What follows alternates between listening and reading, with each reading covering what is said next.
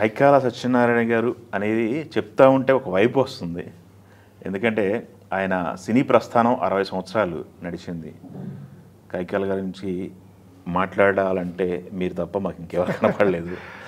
Yeah, అన్నయ్య గురించి చెప్పాలంటే మీరు స్టార్ట్ చేస్తే ఏం మాట్లాడతారు ఫస్ట్? అసలు ఫస్ట్ అంటే ఇప్పుడు మా ఫ్యామిలీకి ఒక ప్రైడ్ అయిన ఒక కైకాల మా ఫ్యామిలీ ట్రీకి మరి ఆయన వల్లే కదా మాకు ఆ ప్రత్యేకమైన గుర్తింపు. కైకాల అనేదానికి ఒక బ్రాండ్ లేకపోతే మాకు ప్రత్యేకమైన గుర్తింపే ఉంటుంది.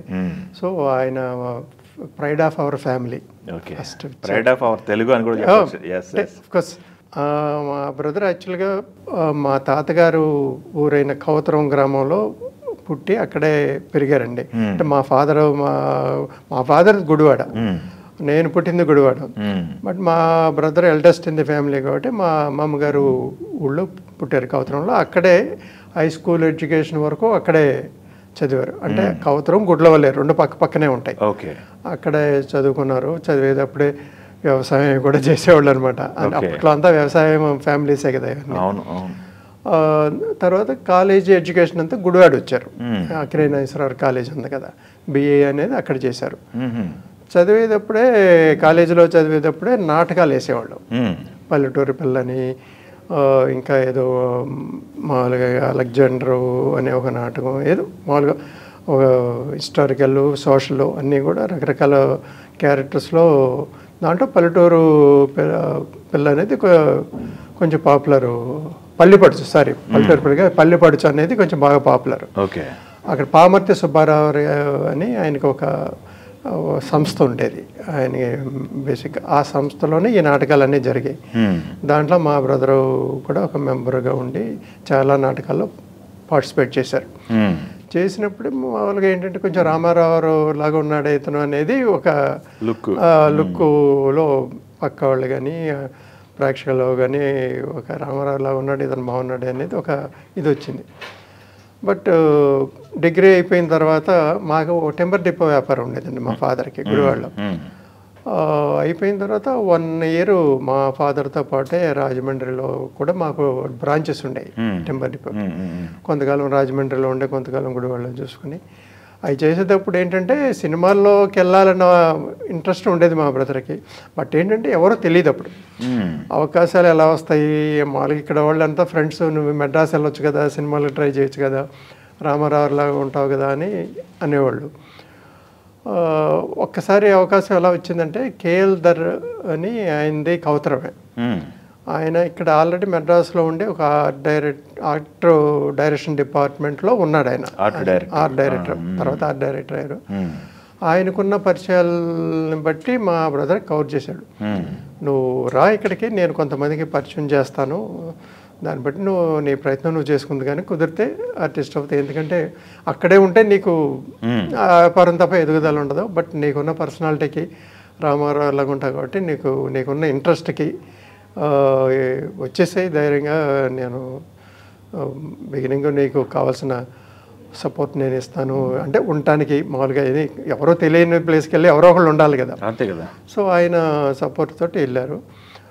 వెళ్ళి దాదాపు 1 year పైన ప్రయత్నాలు చేశారు. వీళ్ళందరినీ ఎల్వి ప్రసాద్ గారిని, కేవీ రెడ్డి గారిని, పెద్ద డైరెక్టర్లు అందరినీ, పెద్ద విజయ బ్యాన్, మామూలుగా అప్పట్లో పెద్ద బ్యానర్స్ అందరినీ కూడా వెళ్ళి కలవటాలు జరిగాయి. సో చాలా 1.5 year తిరిగినా కూడా ఛాన్స్ ఏమి రాలా. కేవీ రెడ్డి గారు నెక్స్ట్ పిక్చర్లో చూద్దాం, ఈ సినిమాలో అన్నీ ఛాన్సులు అయిపోయినాయి. అలాగే ఎల్వి ప్రసాద్ గారు కూడా ఇప్పుడు కాదు నెక్స్ట్ సినిమాలో అలా 1 year 1.5 year ఏంటంటే మా ఫాదర్ దగ్గర నుంచి డబ్బు తెప్పించుకునేవాళ్ళు. అంటే ఆర్థికంగా అప్పటికే కొంచెం బాగానే ఉన్నారా? అంటే మా ఫ్యామిలీకి వ్యాపారం ఉంది కదా.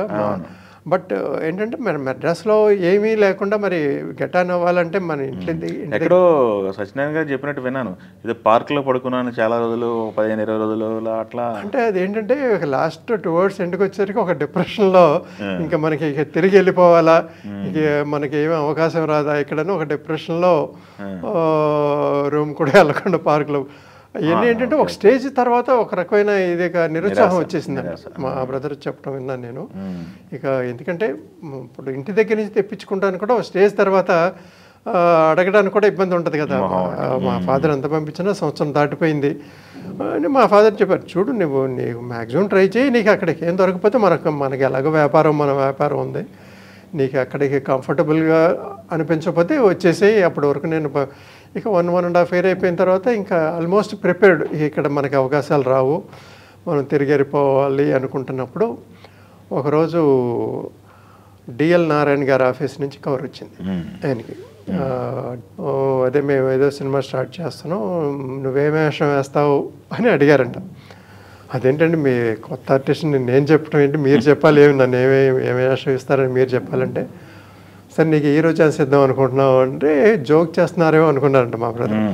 అదేంటండి నా మీద జోకులు ఏంటంటే, నేనంటే కాదు నిజమే, సిపాయి కూతురు అనే సినిమా తీస్తున్నాం, దాంట్లో నువ్వే హీరో అని చెప్పేసరికి మా బ్రదర్కి బిగినింగ్ నమ్మబుద్ధి కాలేదు, కానీ బట్ ఆయన సిన్సియర్గా ఆయన మాటలో ఒక సిన్సియరిటీ కనపడింది కాబట్టి తర్వాత ఇక దానికి ప్రిపేర్ అయిపోయి మంచి హ్యాపీ అకేషన్ కదా. అసలు ముందు చిన్న చిన్న వేషాల్లో ట్రై చేసుకుందాను వచ్చి డైరెక్ట్గా హీరో ఛాన్స్ దొరకడం అనేసరికి ఇట్స్ ఏ హ్యాపీ అకేషన్.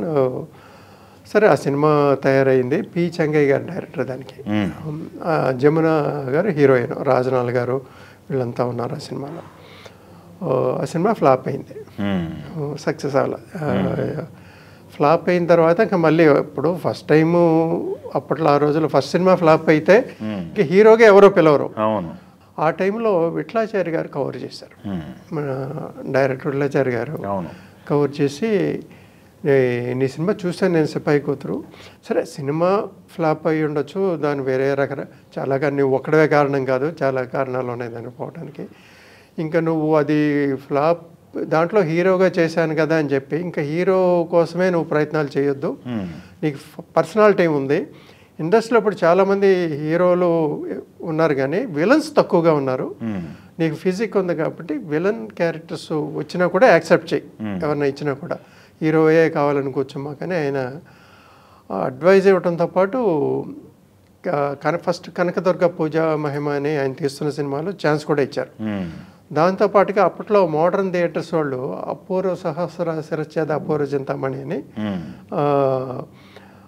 సహస్ర శిరచ్ఛేద అపూర్వ చింతామణి ఒక ఫోక్లర్ సినిమా వాళ్ళు తీస్తున్నారు. మోడర్న్ థియేటర్స్ అంటే దాదాపు 100 సినిమాలు తీసిన బ్యానర్ అది, మీకు తెలిసే. వాళ్ళు ఒక సినిమా తీస్తుంటే విఠలాచారి గారు వాళ్ళకి ఫోన్ చేసి, ఇలా ఒక ఆర్టిస్ట్ని పంపిస్తాను, మీరు పర్సనాలిటీ బాగుంటుంది, మీరు ఒక సూటబుల్ క్యారెక్టర్ ఉండంటే దాంట్లో కూడా ఒక క్యారెక్టర్ ఇచ్చారు. ఆయన రికమెండ్ చేసి ఒక దాంట్లో క్యారెక్టర్ ఇప్పించారు.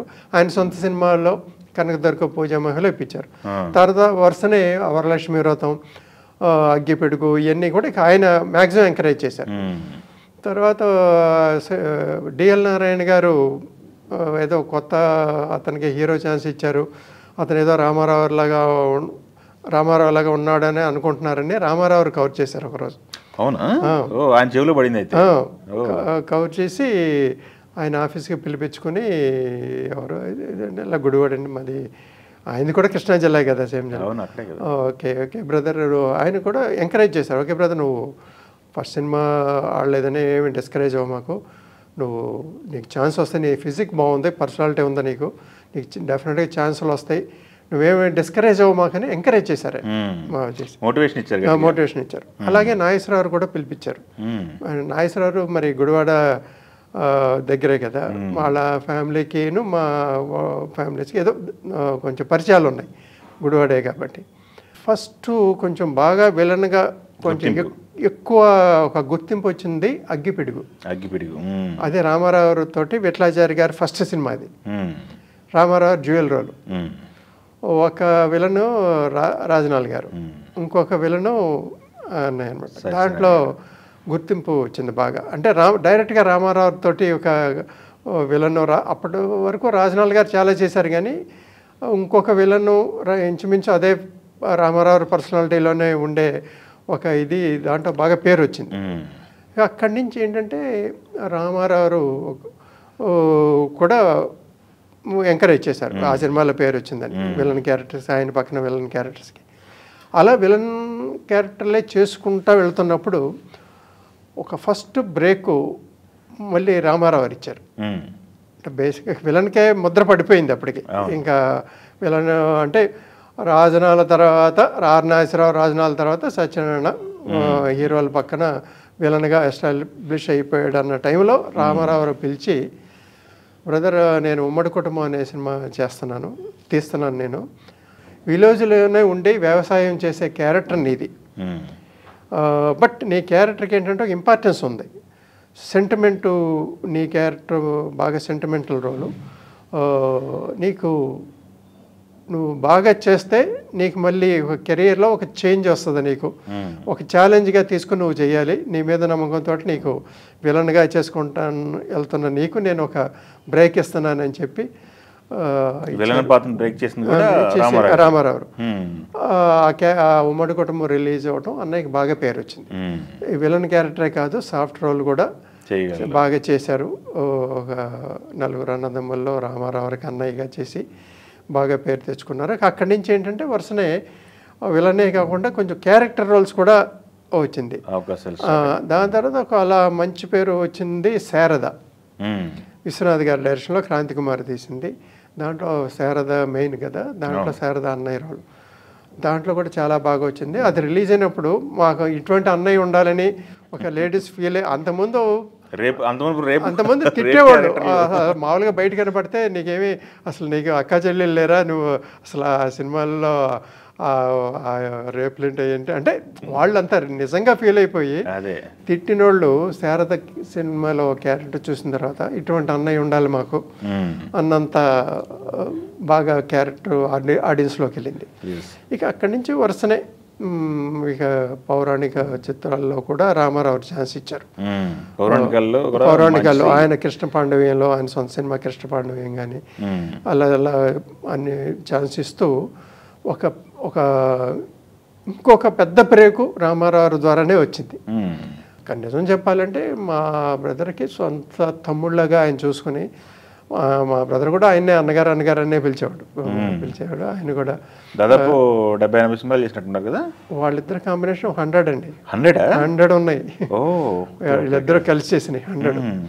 వాళ్ళిద్దరూ కలిసి చేసినట్లు చెప్పుకోదగ్గ సినిమాలో ఇదే శ్రీకృష్ణ అవతారం ఒకటి, నిప్పులాంటి మనిషి ఒకటి, జంజీర్ గుర్తుంది కదా మీకు, హిందీలో ప్రాణ్ గారు చేశారు, అక్కడ అమితాబ్ బచ్చన్, ఇక్కడ రామారావును అన్నయ్య చేశారు. మరి హీరోతోటి సమానమైన రోల్ యాక్చువల్గా చెప్పాలంటే జంజీర్లో ఏంటంటే 2 equal characters. Amitabh and PRAN ఇద్దరు ఈక్వల్ క్యారెక్టర్స్. అలాగే ఇక్కడ రామారావుకి అన్నయ్యకి దాంట్లో పాట కూడా ఉంది, స్నేహమేరా జీవితం స్నేహమేరా శాశ్వతం, మంచి పాట అది. సో అది ఆ సినిమా కూడా వాళ్ళిద్దరి కాంబినేషన్లో ఒక చెప్పుకోదగ్గ సినిమా. అలా చాలా సినిమాలు అలా వచ్చినాయి.